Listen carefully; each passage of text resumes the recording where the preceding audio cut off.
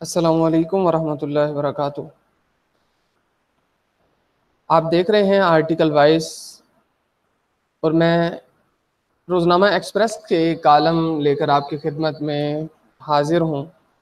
جاوید چودھری صاحب کے کالم سے آغاز کرتے ہیں۔ دنیا کا سب سے بڑا ڈاکٹر۔ اگر آپ نے ابھی تک ہمارے چینل آرٹیکل وائس کو سبسکرائب نہیں کیا تو فوراً کر لیں، کیونکہ اس چینل سے حاصل ہونے والی رقم الخاتم پبلک سکول میں پڑھنے والے یتیم، غریب اور مسکین بچوں کی تعلیمی کفالت پر خرچ کی جاتی ہے۔ جاوید چودھری صاحب اپنے کالم کا آغاز کرتے ہیں: میں بے عزتی کو ترسا ہوا تھا۔ میں ایک دن اپنے پرانے محلے میں چلا گیا۔ میں گلی سے گزر رہا تھا، مجھے اچانک آواز آئی، اوئے ظفری، کتھے منہ چوک کے پھر رہے ہیں؟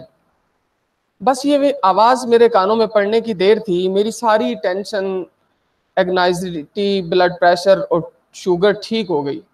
میں خلا سے زمین پر آ گیا۔ وہ مسکرا رہا تھا۔ مجھے وہ بڑے عرصے بعد مطمئن، مسرور اور صحت مند دکھائی دیا۔ میں اسے 10 سال سے جانتا ہوں۔ یہ سیلف میڈ ارب پتی ہے، میڈیکل سٹور چلاتا ہے۔ 25 سال پہلے کف سرپ کی ایک دیوالیہ کمپنی خریدی اور کف سرپ بنانا شروع کر دیا۔ ملک میں اس وقت ڈسٹ الرجی پھیلی ہوئی تھی۔ لوگوں نے اس کا کف سرپ استعمال کرنا شروع کیا اور پھر معجزہ ہو گیا۔ یہ لاکھ پتی بنا، پھر کروڑ پتی ہوا اور دیکھتے ہی دیکھتے ارب پتی بن گیا۔ دکار فارماسیوٹیکل کمپنی میں تبدیل ہو گئی۔ یہ دوائیں ایکسپورٹ کرنے لگا۔ میں کہانی بڑھانے سے پہلے آپ کو دنیا کی خطرناک ترین چیز کے بارے میں بتاتا چلوں۔ دولت دنیا کی خطرناک ترین چیز ہے۔ دنیا میں آج تک ایٹم بم سے اتنے لوگ نہیں مرے جتنے لوگ روزانہ دولت کے ہاتھوں مرتے ہیں۔ انسان کبھی بھوکا نہیں مرتا، کھانے سے مرتا ہے۔ انسان کو غربت نہیں مارتی، عمارت مارتی ہے۔ اور انسان کبھی ناکام ہو کر بیمار نہیں ہوتا، یہ کامیاب ہو کر علیل ہوتا ہے۔ دولت کبھی کسی کے پاس نہیں ٹھہرتی، ہم سب چیک بک ہوتے ہیں۔ دولت آتی ہے اور ہم سے ہو کر آگے نکل جاتی ہے۔ ہم کریڈٹ کارڈ ہیں، ہم سب کی ایک کریڈٹ ویلیو ہوتی ہے۔ یہ ویلیو خرچ ہو جاتی ہے اور پھر نکل جاتی ہے، اور پھر ہم بلاک ہو جاتے ہیں۔ ہم دولت کماتے ہیں اور چند دن بعد ہمارے ہاتھوں سے نکل جاتی ہے، لیکن یہ جاتے جاتے ہمارے 4 اثاثے ساتھ لے جاتی ہیں۔ یہ ہماری صحت کھا جاتی ہے۔ میں نے آج تک زندگی میں کسی امیر شخص کو صحت مند نہیں دیکھا۔ انسان کی کریڈٹ ویلیو جتنی بڑھتی جاتی ہے، یہ اتنا ہی بیمار ہوتا چلا جاتا ہے۔ دنیا بھر کے دولت مند 50 اور 60 کی دہائی کے درمیان مر جاتے ہیں یا پھر آخری عمر اسپتالوں اور کلینکس میں گزارتے ہیں۔ دوسرا، دولت ہمارے تعلقات کو کھا جاتی ہے۔ ہم لوگ بیٹا، باپ، بھائی، بہن اور بیوی نہیں رہتے، ہم اکیلے رہ جاتے ہیں۔ آپ کبھی غریب بھائی کو غریب بہن کے خلاف مقدمہ کرتے نہیں دیکھیں گے، لیکن عدالتوں میں آپ کو امیر بچوں، باپ، بھائیوں اور بہنوں کے ہزاروں مقدمے ملیں گے۔ زندگی میں غریب رشتہ دار ناراض ہو کر راضی ہو جاتے ہیں، مگر امیر رشتہ داروں کی لڑائیاں قبر تک پیچھا نہیں چھوڑتی۔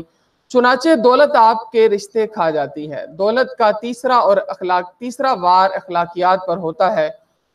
آپ کو میلوں تک کوئی امیر شخص بااصول یا بااخلاق نہیں ملے گا۔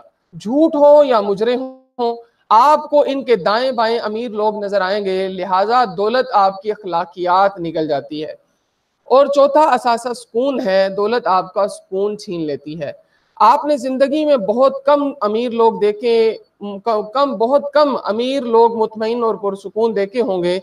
یہ لوگ ہر وقت ہوا کے گھوڑے پر سوار رہتے ہیں اور انہیں نیند لانے کے لیے گولیاں کھانی پڑتی ہیں۔ اور میرے اس دوست کے ساتھ بھی یہی ہوا۔ یہ پہلے اپنی صحت سے محروم ہوا، پھر یہ فیملی میں اکیلا ہوا، پھر یہ اخلاقی دیوالیہ پن کا شکار ہو گیا اور آخر میں یہ بے سکونی کے بحر بے قرار میں جا گرا۔ یہ مردم بیزار ہو گیا۔ یہ لوگوں کو دیکھتا تھا اور برا سا منہ بنا کر چہرہ دوسری طرف پھیر لیتا تھا۔ یہ زندگی سے بری طرح تنگ آ چکا تھا۔ یہ عمریں بھی کر چکا تھا، دنیا بھر کی نعمتیں بھی اپنے ارد گرد جمع کر لی تھیں، اور اس نے ناچ کود اور لیٹ کر بھی دیکھ لیا تھا، لیکن اسے سکون نصیب نہیں ہوا تھا۔ پھر اس میں ایک عجیب تبدیلی آئی۔ یہ زندگی کی طرف واپس لوٹ گیا۔ یہ مطمئن بھی ہو گیا، مسرور بھی اور صحت مند بھی۔ اور میں اس سے اس کایا کلب کی داستان سن رہا تھا. وہ بولا میں جی ٹی روڈ پر سفر کر رہا تھا, میں اپنے آبائی قصبے کے قریب سے گزرا اور پھر میں نے بریک لگا دی. میں اپنے پرانے محلے میں چلا گیا اور میں جوں اپنی گلی میں داخل ہوا, کسی کونے سے آواز آئی, اوے ظفری کتنے منہ چوک کے پھر رہے ہیں. میں نے پیچھے مڑ کر دیکھا اور پھر ساری بیماریاں ختم ہو گئیں. وہ میرے بچپن کا دوست مجید تھا, میں اسے مجیدہ کہتا تھا. اس کا والد بازار میں دہی بھلے کی ریڑھی لگاتا تھا اور وہ بچپن ہی میں والد کے ساتھ کام پر لگ گیا تھا. وہ اپنے گھر سے دہی بھلے چوری کر کے لاتا تھا اور ہم گراؤنڈ میں بیٹھ کر کھاتے تھے.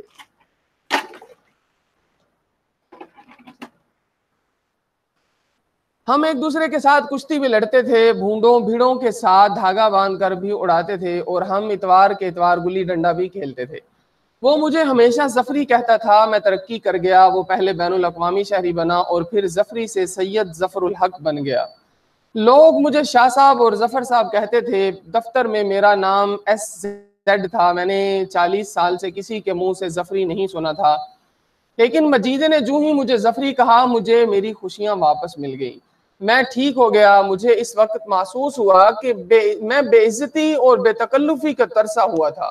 میری زندگی سے بے تکلف دوست نکل گئے تھے. سب میرے پاس صرف مطلبی رشتہ دار, مراعات اور تنخواہوں کے پیچھے بھاگتے ملازمین, بزنس فرینڈز اور میری موت کے منتظر بچے اور حریص داماد تھے. یہ سارے لوگ میرے تھے لیکن یہ میرے نہیں تھے. میرے لوگ مجیدے تھا. میں مجیدے کو ترس رہا تھا. میں اوے ظفری سننا چاہتا تھا اور یہ میرا اصل مرض تھا. وہ رکا اور ذرا سا سوچ کر بولا, جاوید صاحب, انسان کا سب سے بڑا المیہ ان لوگوں کو برداشت کرنا ہوتا ہے جن کی نیت آپ پر کھل چکی ہوتی ہے. آپ جان چکے ہوتے ہیں کہ آپ کے سامنے کھڑے ہو کر جو شخص سر کہہ رہا ہے یہ روز آپ کو میٹھی چھری سے ذبح کرتا ہے, لیکن آپ جانتے بوجھتے اس سے جان نہیں چھڑا سکتے.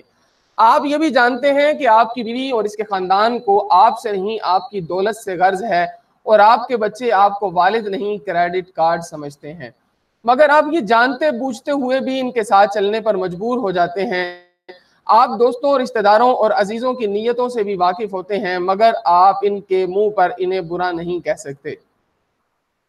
یہ تکلیف آپ کو اندر ہی اندر کھا جاتی ہے, یہ آپ کو بیمار کر دیتی ہے. میں بھی بیمار تھا. میں 40 سال سے خلوص سے بھری آواز سننے کے لیے ترس رہا تھا اور پھر مجھے وہ آواز مل گئی.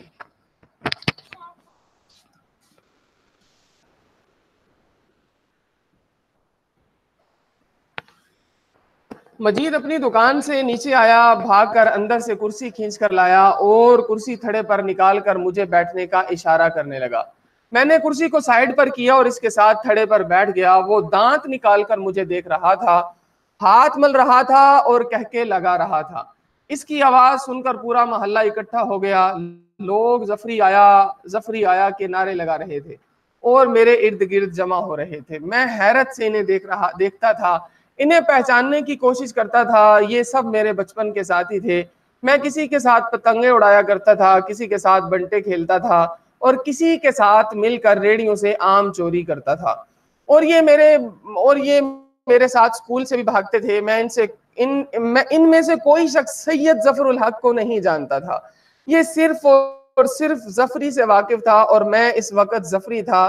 یہ بوڑھے ہو چکے تھے, غربت نے کسی کا کب نکال دیا تھا, کوئی کم سننے لگا تھا, کسی کے دانت جھڑ چکے تھے اور کسی کو دکھائی نہیں دیتا تھا. یہ سب گنجے بھی ہو چکے تھے مگر اس کے باوجود مطمئن اور خوش تھے. میں ان سب کے مقابلے میں صحت مند تھا. میرے سر پر بال بھی تھے, میری آنکھیں, ناک, کان اور دانت بھی سلامت تھے. میں نے اچھے کپڑے بھی پہن رکھے تھے, لیکن یہ سب ظاہری تھا. میں اندر سے بیمار تھا, میں اندر سے کھوکھلا ہو چکا تھا, جبکہ یہ باہر سے بے رنگ مگر اندر سے بھرے ہوئے تھے. میں نے اس وقت مجیدے کے تھڑے پر بیٹھے بیٹھے محسوس کیا کہ دنیا کا سب سے بڑا ڈاکٹر, سب سے مہنگی دوا پرانے دوست ہوتے ہیں. انسان کو بچپن کے دوست, بگڑے ہوئے نام اور تکلف سے بے پرواہ مخلص آوازیں چاہیے ہوتی ہیں. یہ مل جائیں تو انسان بستر مرگ سے بھی اٹھ کر چلنا پھرنا شروع کر دیتا ہے, اور اگر یہ نہ ملے تو انسان خواہ بل گیٹس یا سٹیو جابز ہی کیوں نہ ہو, یہ سسک سسک کر مر جاتا ہے. اس کے پیچھے اس کے پلے صرف اچھا اسپتال، مہنگے ڈاکٹرز اور امیر جنازہ ہوتا ہے اور بس. دنیا میں عمر بڑھانے کی بہترین دوا دوست ہوتے ہیں. آپ اگر ایک بار ظفری بن گئے تو پھر آپ کے دوست آپ کو ہمیشہ بری نظر سے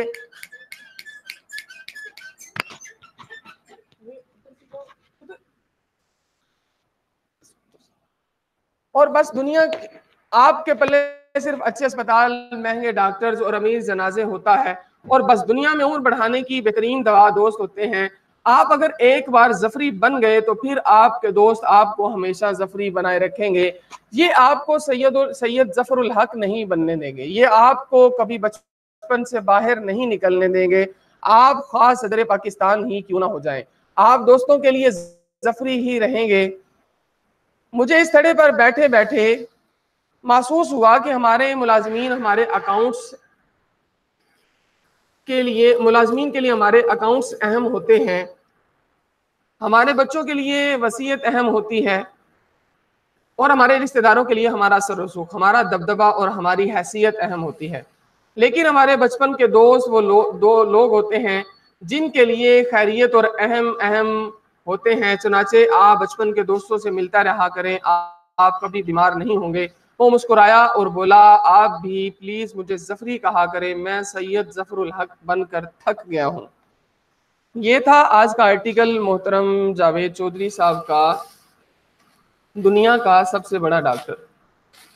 اگر آپ کو ہماری ویڈیوز پسند آ رہی ہیں، آپ انہیں لائک کیجئے، شیئر کیجئے اور ہمارے چینل آرٹیکل وائس کو سبسکرائب کرنا ہرگز نہ بھولیے، کیونکہ